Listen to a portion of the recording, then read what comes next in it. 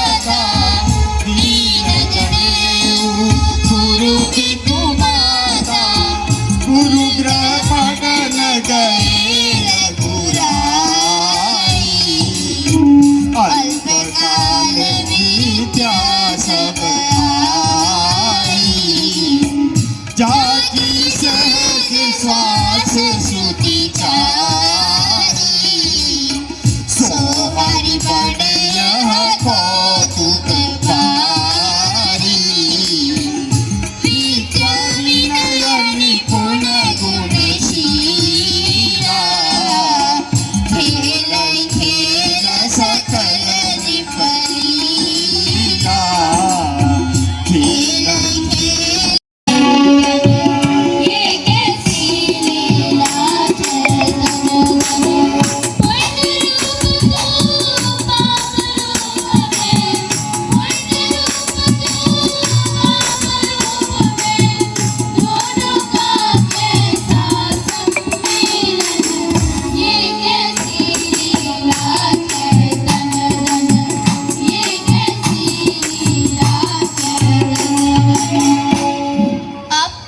देवी, जो तीनों लोगों के स्वामी हैं, उनसे मेरा परिचय क्या छुपा है। मैं युगों पुरानी कहानी की नायिका अहिल्या हूँ। महर्षि गौतम की पत्नी? देवराज इंद्र ने मेरे पति का रूप धारण कर लिया और मैंने उन्हें अपना पति मान लिया। तभी मेरे वास्तविक पति गंगा स्नान कर लौट आए और मुझे उल्टा समझकर श्राप दे दिया।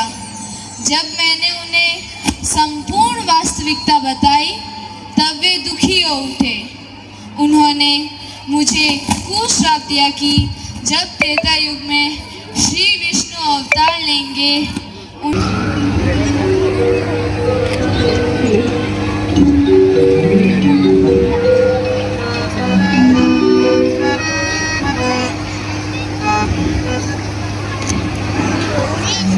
राजा जनक ने अपनी पुत्री सीता का स्वयंवर रचाया है और उसमें हमें आमंत्रित किया है।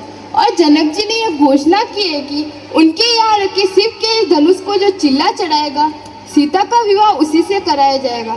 आओ चलने की तैयारी करें।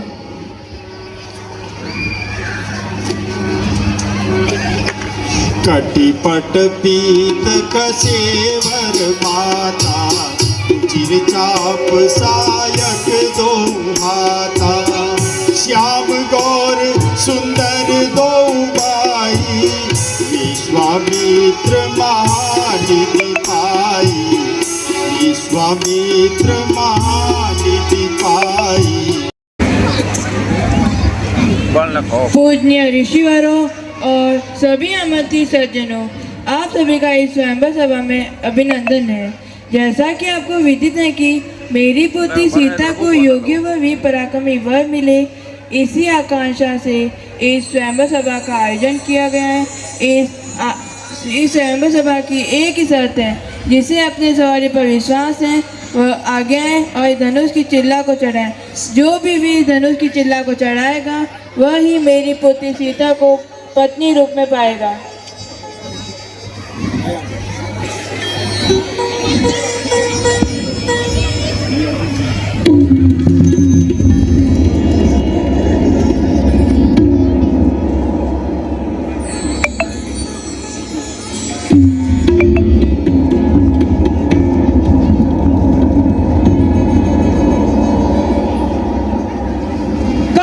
बालक अगर हर एक काम को तो दुनिया में कौन जानेगा रावण के नाम को। मेरे बिना तोड़ेगा धनुष दूसरा कोई, दिल से निकाल दीजिए इस भ्रम कोई। हे रावण, ये तुम क्या कर रहे हो? ये शिव जी का धनुष है, तुम्हारे आराध्य देव का धनुष है। इसे तोड़ना तो क्या, छूना भी पाप है। ओह, क्या पृथ्वी वीरों से खाली हो गई? क्या क्षत्रिय वंश का सूर्य अस्त हो गया? इतने वीरों के होते हुए ये धनुष ज्यों का त्यों पड़ा है। राजन, बिना सोचे समझे कुछ न कहिए। सूर्य वंश के एक भी बालक के रहते क्षत्रिय वंश को कलंकित नहीं किया जा सकता। बेटा लक्ष्मण, धैर्य से काम लो। जनक जी का निराश होना अनुचित नहीं। अगर परेशानी में उन्होंने कुछ कहा है तो इसका उत्तर तुम्हारे अग्रज भ्राता राम देंगे। राम बढ़ो मत देर करो, ये धनुष तुम ही उठाओगे और किसी में नहीं है शक्ति, चिल्ला तुम ही चढ़ाओगे। जैसी आपकी आज्ञा गुरुदेव, लेकर आपका नाम चला मैं करने को काज। हे ईश्वर रखियो मेरी भरी सभा में लाज।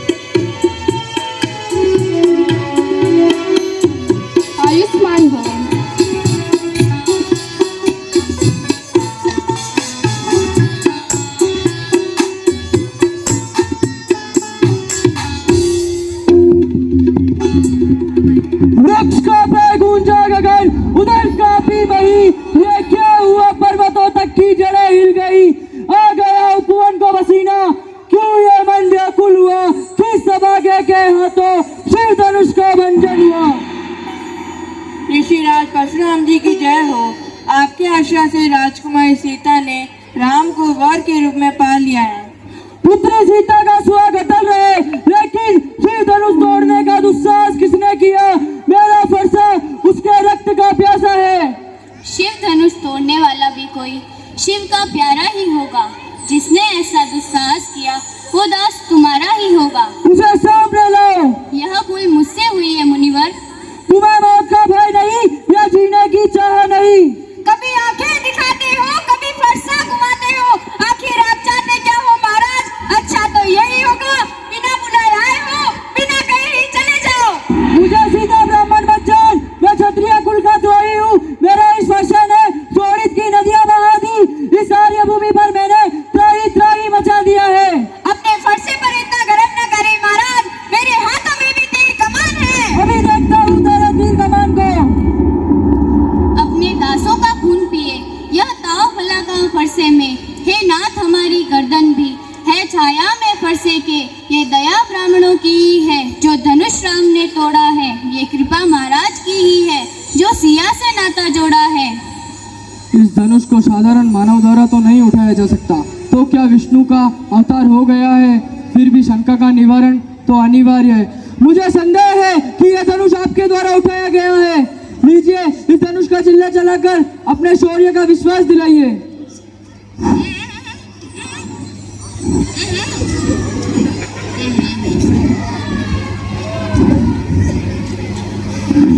श्री राम के राम, श्री राम के राम, श्री राम के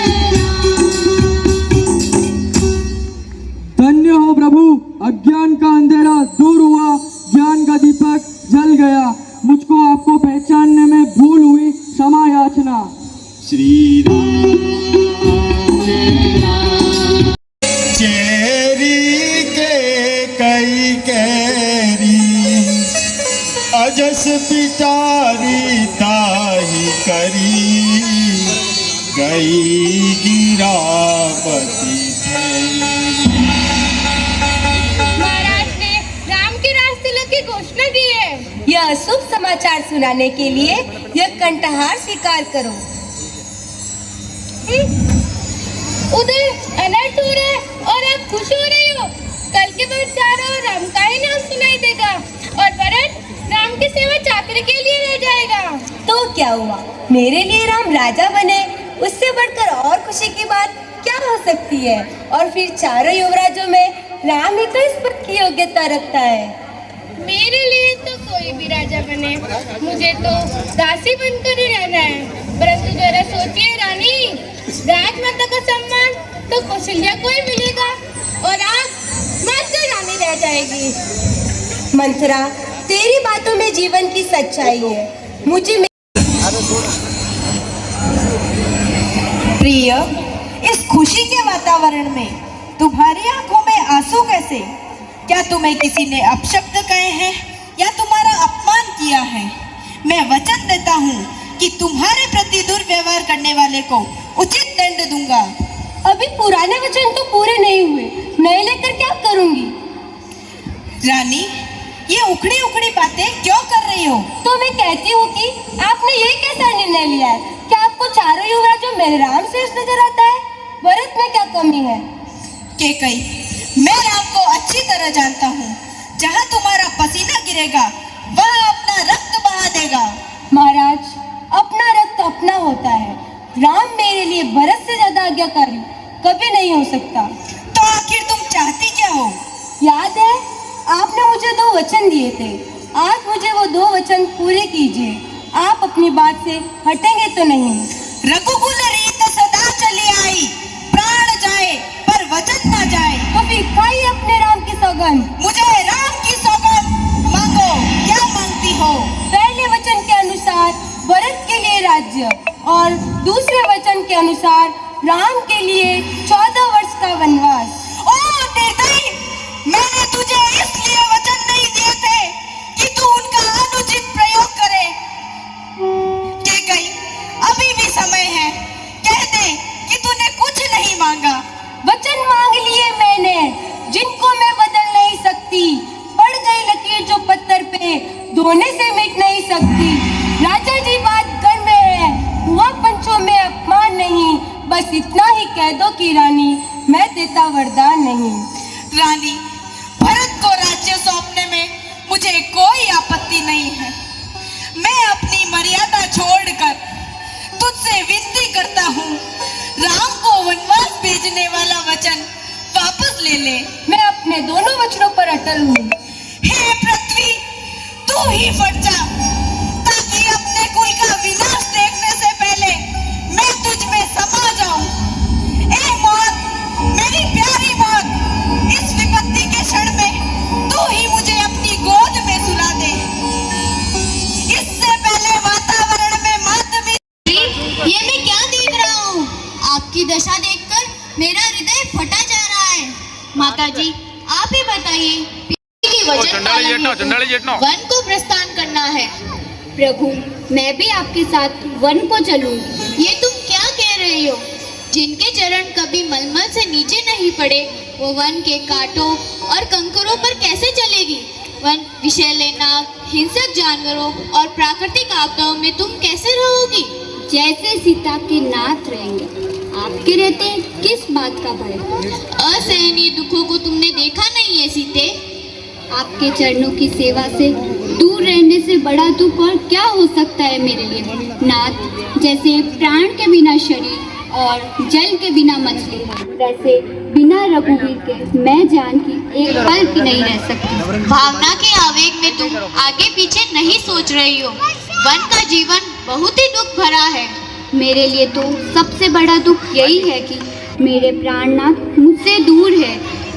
मेरे प्राण, इतना हट मत करो सीते।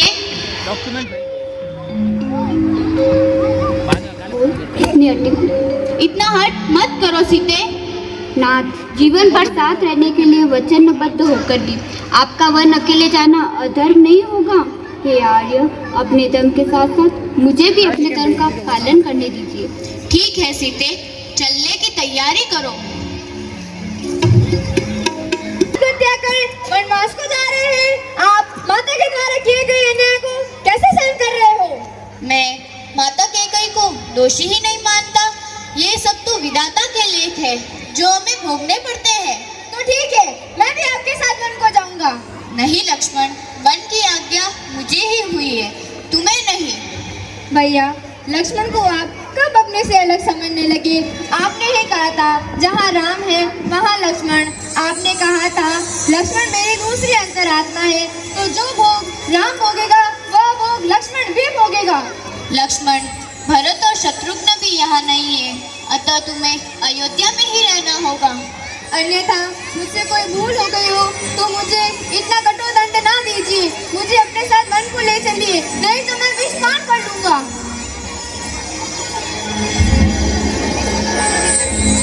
तुम बहुत ही हठी हो लक्ष्मण। ठीक है, तुम भी चलने की तैयारी करो।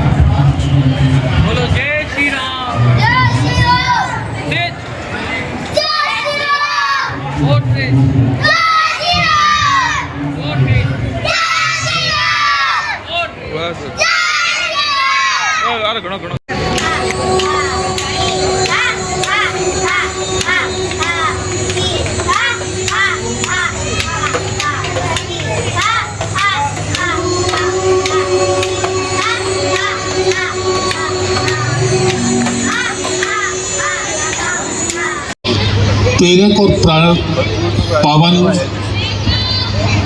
सांस्कृतिक कार्यक्रम में मौजूद सभी सम्मानित अतिथिगण, सर सरस्वती शिक्षा समिति परिवार के प्रोग्राम में आपके सभी सम्मानित पदाधिकारीगण, नंबर चाहिए था सिर्फ सदस्यगण, देवांग भाई और यहाँ मौजूद सभी सम्मानित अभिभावकगण और सब डाल दूंगा क्या सर? मेरे साथी, मेरी बहनें और प्यारे बच्चों, ये राम का जीवन, ये राम का चरित्र कोई कहने की आवश्यकता नहीं। भगवान राम हमारे रोम रोम में बसे हुए। किसी को पूछेंगे ना ये जीवन किसने दिया, कितना भी पापी व्यक्ति भी होगा ना, मुंह से एक ही नाम निकलेगा, ये जीवन राम का दिया हुआ। जब ये जीवन राम का दिया हुआ तो जीवन भर राम जैसे काम हमारे माध्यम से होने चाहिए, और हम राम जैसे काम अपने जीवन में कर लेंगे ना तो शायद कभी जीवन में किसी प्रकार का कोई कष्ट संकट हमारे ऊपर नहीं आएगा। राम हमारे रोम रोम में कितना बसा हुआ। एक छोटा सा बालक जिसने अभी अभी बोलना सीखा है, जिसने कभी राम कथा सुनी नहीं, कभी टीवी के माध्यम से, पिक्चर के माध्यम से राम के जीवन को देखा भी नहीं, उसको भी हम कहेंगे ना बोल राम की जय, तो गले में जितनी ताकत होगी उस ताकत से राम की जय बोलेगा वो, क्योंकि राम उसके रोम रोम में बसा हुआ। संचालित सरस्वती शिशु सदन के विद्यालय परिसर में आयोजित इस राम जी के गृह प्रवेश के उपलक्ष्य में पूर्व संध्या पर आयोजित इस भव्य कार्यक्रम में हमारे बीच में मंच पर उपस्थित अतिथिगण, पूर्व विधायक और हम सब के मार्गदर्शक सम्मान्य ज्ञान जी भाई साहब, पूर्व चेयरमैन सम्मान्य महेंद्र जी बोरा, पाली प्रधान प्रतिनिधि पुखराज जी पटेल और सभी यहाँ के विद्यालय के संरक्षक कमल जी भाई साहब, महावीर जी भाई साहब, विजय सिंह जी और सभी विद्यालय के सभी संरक्षक, सभी प्रबंधक, विद्यालय के प्राचार्य, अध्यापक वृंद और पाली शहर से पधारे हुए सभी मेरे पिता तुल्य बुजुर्गों, भाइयों बहनों, युवा साथियों, प्यारे बच्चों, सबसे पहले तो मैं क्षमा चाहता हूँ। विद्यालय के कार्यक्रम में समय पे आना चाहिए, लेकिन विधानसभा थी, वहाँ से छुट्टी लेट हुई, इसलिए थोड़ा समय में देरी हुई, लेट आया, इसलिए मैं पूरे विद्यालय प्रबंधन और जनता से क्षमा चाहता हूँ। विद्यालय में आज जो अभी कार्यक्रम चल रहा है रामायण का, निश्चित रूप से अयोध्या में भगवान राम जी की प्राण प्रतिष्ठा का कार्यक्रम है, और वो भी लंबे इंतजार के बाद में। 500 सालों से भगवान राम जी अपने घर में नहीं विराजे थे, और कई जगह उन अतिक्रमण भी हुए थे, तो पूरे देश ने इसके लिए संघर्ष किया, संघ परिवार ने किया, पार्टी ने किया, और लंबे संघर्ष के बाद में कोर्ट का फैसला भगवान राम जी के प्रति आया, और राम जन्मभूमि की जो पूरी की पूरी 72 एकड़ जमीन थी, पूरे राम जन्मभूमि ट्रस्ट को मिली। और माननीय हमारे लोकप्रिय प्रधानमंत्री जी नरेंद्र मोदी जी ने 2.5 साल पहले वह शिलान्यास किया मंदिर का, और एक अल्प समय में 2.5 साल के अल्प समय में भी वह भव्य मंदिर का निर्माण हुआ, और आज 22 तारीख को उसका प्राण प्रतिष्ठा है और भगवान राम जी उसमें विराजेंगे। ये हमारे लिए खुशी की बात है और पूरे देश के लिए खुशी की बात है। पूरा देश इस कार्यक्रम को एक उत्सव के रूप में मना रहा है। अभी मुझे एक नया दायित्व मिला, देवस्थान विभाग।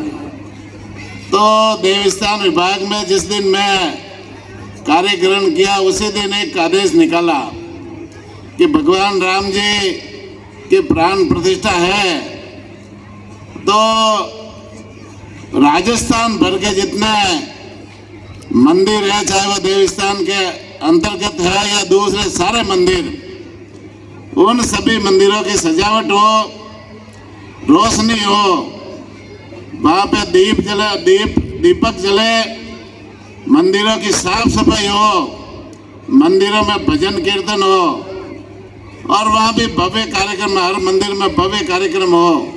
वहाँ होर्डिंग लगे, और बड़े मंदिर है वहाँ पे LED लगा करके अयोध्या का कार्यक्रम सीधा वहाँ प्रसारण हो।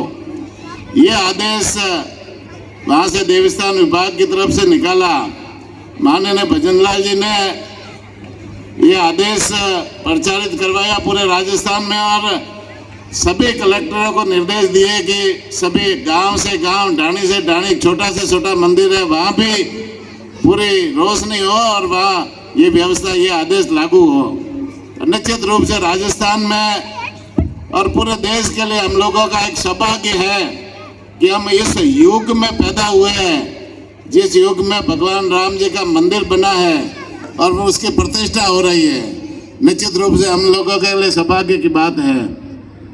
अभी हम सब के बीच में रामायण का कार्यक्रम चल रहा था। मैंने ज्ञान जी भाई साहब को पूछा, क्या है में कि रामायण के कोई कलाकार है क्या, यूपी से मंगाया है या कहाँ से है?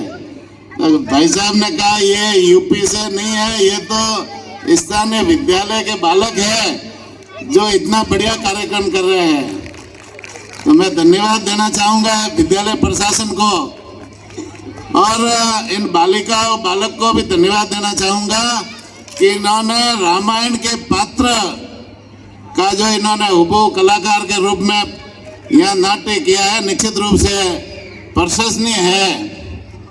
और वैसे आदर्श विद्या मंदिर में तो एक तरह से एक पाठशाला है, व्यक्तित्व निर्माण की पाठशाला है। यहाँ जो बच्चा पढ़ता है वो संस्कार युक्त होकर के बाहर निकलता है, और वो भविष्य में कहीं पर भी नहीं अटकता अपनी जिंदगी में। पूरी तरह से वो संस्कारित होकर के इस विद्यालय से निकलता है, और वो जीवन भर वो देश के लिए काम करता है, समाज के लिए काम करता है, सेवा के भाव से काम करता है। तो निश्चित रूप से ये इस विद्यालय में पढ़ने वाले बालक और बालिकाएं निश्चित रूप से भाग्यशाली है जो इस विद्यालय में पढ़ते हैं। मैं तो इस अवसर पर